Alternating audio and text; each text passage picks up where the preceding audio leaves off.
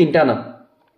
এখন আমাদের মনে রাখতে হবে সমকোণ যেটা আছে, সমকোণের যেটা বিপরীত বাহু আছে, সামনাসামনি বাহু আছে সমকোণের, সেটাই হচ্ছে অতিভুজ।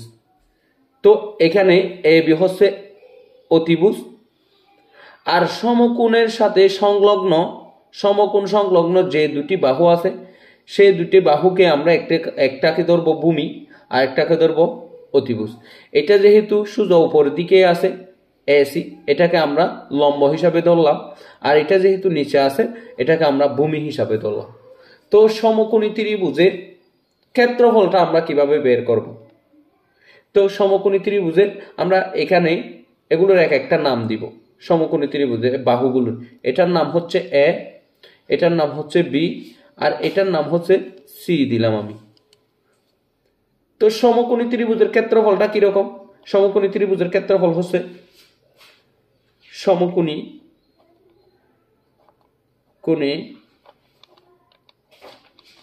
ত্রিভুজের ক্ষেত্রফল, ত্রিভুজের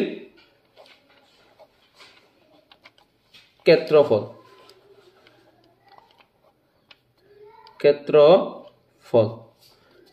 সমকোণী ত্রিভুজের ক্ষেত্রফল কি? হাফ ইন্টু ভূমি গুণ উচ্চতা। তাহলে উচ্চতাটা এখানে জায়গা কম থাকার কারণে উচ্চতা লিখলাম। এখন আপনারা দেখেন আমি হাফ দিলাম গুণ ভূমিটা আমি এখানে কি ধরছি, এটা যেহেতু সমকোণী একটা ত্রিভুজ, এই সমকোণ সংলগ্ন দুইটা বাহু, একটা হচ্ছে বিসি আর একটা হচ্ছে এসি।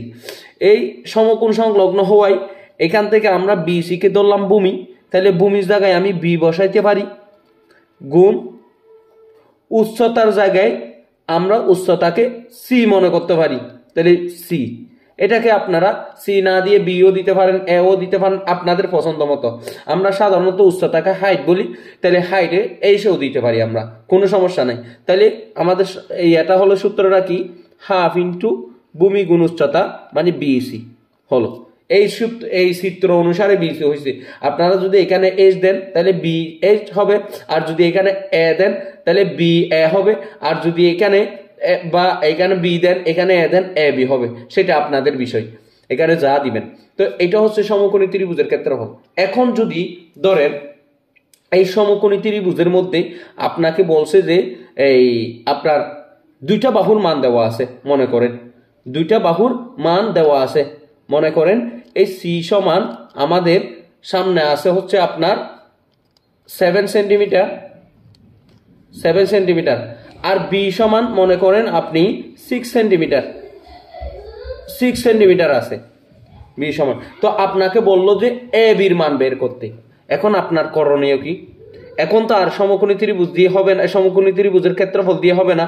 এখন আপনাকে যাইতে হবে সমকোণী ত্রিভুজের মধ্যে যদি তিনটা বাহুর মধ্যে দুটি বাহুর মান দেওয়া থাকে, অপর বাহুটির মান বের করার জন্য আমাকে পিথাগোরাসের সহযোগিতা নিতে হবে। পিথাগোরাসের সূত্রটা সম্পর্কে আপনারা হয়তো জানেন, এই আগে থেকে জানেন। পিথাগোরাসের সূত্রটা কি? অতিভুজ স্কোয়ার সমান ভূমি স্কোয়ার যোগ লম্ব স্কোয়ার। তাহলে আমি যদি এখানে দুইটা বাহু দেওয়া থাকে সমকোণী ত্রিভুজে, যদি আমি লিখলাম যদি সমকোণী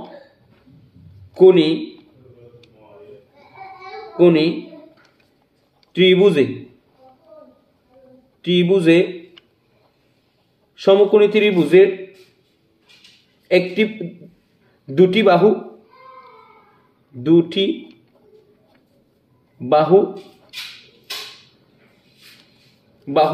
আপনাকে এখানে ধরে নিতে হবে দুটি বাহু। একটা হচ্ছে কি দুটি বাহু 7 সেন্টিমিটার ও 6 সেন্টিমিটার দেওয়া থাকলে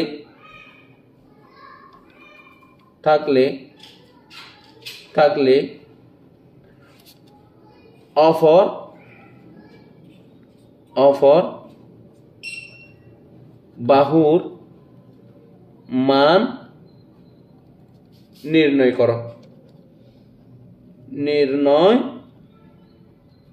করো। যদি এরকম কোনো কিছু প্রশ্ন থাকে, এখন আপনাকে ধরে নিতে হবে সমকোণী ত্রিভুজের মধ্যে আপনারা দেখেন, যদি সমকোণী ত্রিভুজের দুইটি বাহু 7 সেন্টিমিটার ও 6 সেন্টিমিটার দেওয়া থাকলে অপর বাহুর মান নির্ণয় করো। এখন অপর বাহুটার মান যদি আমরা নির্ণয় করতে চাই, যে সমকোণী ত্রিভুজের মধ্যে যে কোনো দুইটি বাহুর যদি মান দেওয়া থাকে, অপর একটি বাহুর মান আমরা পিথাগোরাসের উপপাদ্য অনুসারে বের করতে পারি। এখানে দেওয়া আছে বলে আমরা লিখতে পারি দেওয়া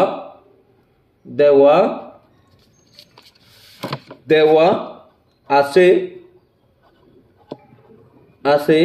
সমকোণী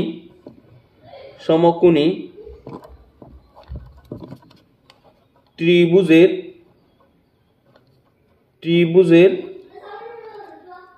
এটা হচ্ছে ভূমি বিসি সমান 6 সেন্টিমিটার, এটা 6 সেন্টিমিটার দেওয়া আছে। তাইলে আবার সমকোণী ত্রিভুজের উচ্চতাও দেওয়া আছে। তো উচ্চতা কি? এসি। উচ্চতা যদি এসি দেওয়া থাকে, এখন আমাকে বের করতে এসি সমান 7 সেন্টিমিটার। এখন এই দুটো যদি দেওয়া থাকে, অপর একটি মান আমাকে কিভাবে বের করতে হবে? অপর একটি মান বের করার জন্য আমাকে পিথাগোরাসের সহযোগিতা নিতে হবে। তাহলে পিথাগোরাসের উপপাদ্য অনুসারে পাই ফিতা এরকম হবে না, পিথাগোরাসের উপপাদ্য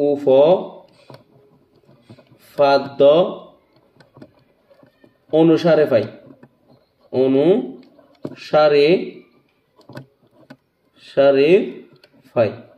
তাহলে পিথাগোরাসের উপপাদ্যটা আমরা লিখব কিভাবে? পিথাগোরাসের উপপাদ্যের সূত্র কি? ওই অতিভুজ স্কোয়ার সমান ভূমি স্কোয়ার যোগ লম্ব স্কোয়ার। আমরা এই জিনিসটা লিখব। অতিভুজ স্কোয়ার সমান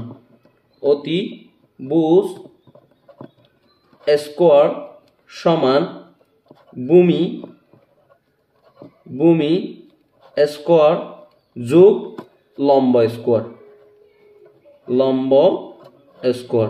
এক কথায় এই যে অতিভুজটা একটু লম্ব হবে, এই অতিভুজের উপর বর্গ করলে যেটা হয় সেটা এই ভূমির উপর বর্গ যোগ লম্বার উপর বর্গ, এই দুইটা যোগ করলে অতিভুজের সমান হয় এই সূত্র অনুসারে, পিথাগোরাসের সূত্র অনুসারে।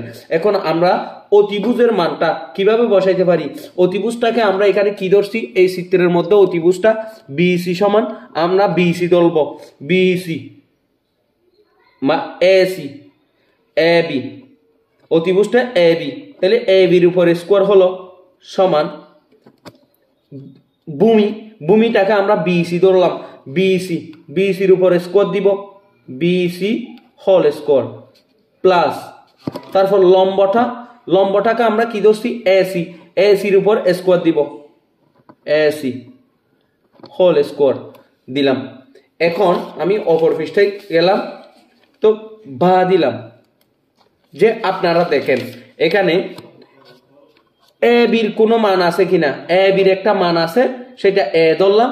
যেহেতু এটা নাই মনে করেন, এটা আমাদের নাই, তো এ বির উপর স্কোয়ার থেকে যাবে, এ বি হোল স্কোয়ার, এ বির উপর স্কোয়ার থেকে গেল। এখন দেখেন আপনারা এই যে এটা হচ্ছে বিসির উপর হোল স্কোয়ার আছে, বিসি হোল স্কোয়ার। তো বিসির মানটা আমরা 6 সেন্টিমিটার ধরলাম, বিসির মানটা 6 সেন্টিমিটার। এখানে যে 6 সেন্টিমিটার থাকবে এমন কোনো কথা নাই, বিভিন্ন চিত্রের মধ্যে বিভিন্ন ধরনের মান থাকতে পারে, আমরা যে কোনো একটা ধরলাম। তো বিসির মধ্যে 6 সেন্টিমিটার আছে, আমি 6 এর উপর স্কোয়ার দিব, 6 হোল স্কোয়ার প্লাস আরেকটা হচ্ছে আপনার চিত্র অনুযায়ী এসির উপর হোল স্কোয়ার। এসিটা কত আছে? এসিটা 7 সেন্টিমিটার আছে।